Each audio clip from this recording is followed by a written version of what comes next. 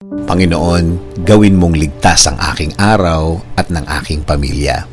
Panginoon, maraming salamat sa mga bagong blessings na hatid ng araw na ito. Alam ko, Lord, na marami ka na namang pagpapala na ibibigay sa akin. Marami kang blessings tulad na lang ng nagising ako sa araw na ito. Ito pa lang, alam kong may plano ka pa para sa akin.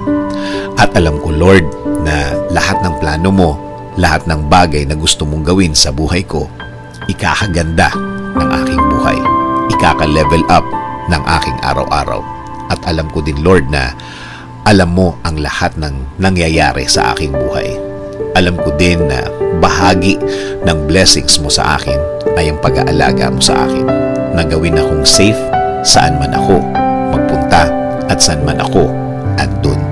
Ginagawa mong safe ang lugar na yon.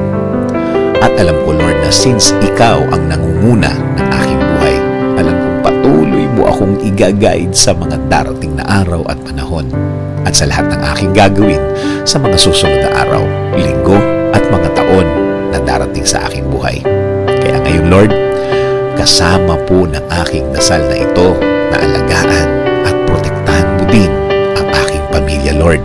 I-bless mo sila sa lahat ng kanilang gagawin at pupuntahan. Patuloy niyo po silang i-guide at gagawing blessed kahit saan man sila magpunta.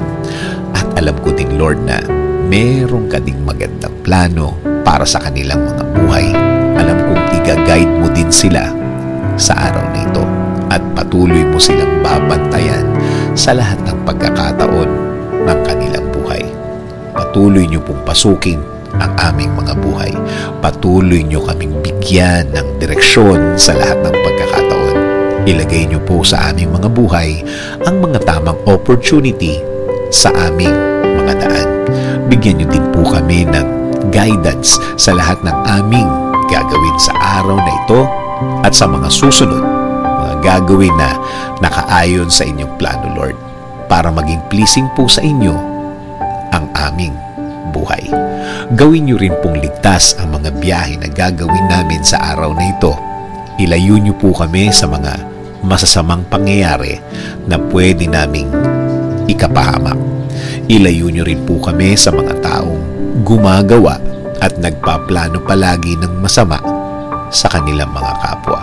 Huwag niyo pong hayaan na matupad ang masamang nasa isip nila. Lord, kayo na din po ang bahala sa aming bayan. Ilayo niyo po ang aming bayan sa kahit na anong sakuna. Paunlarin niyo po ang bansang Pilipinas at lagi niyo pong gawing safe ang lahat ng Pilipino sa mundo. In Jesus' name I pray. Amen. Sabi nga sa Psalms 32:8, I will instruct you and teach you in the way you should go. I will counsel you with my loving eye on you.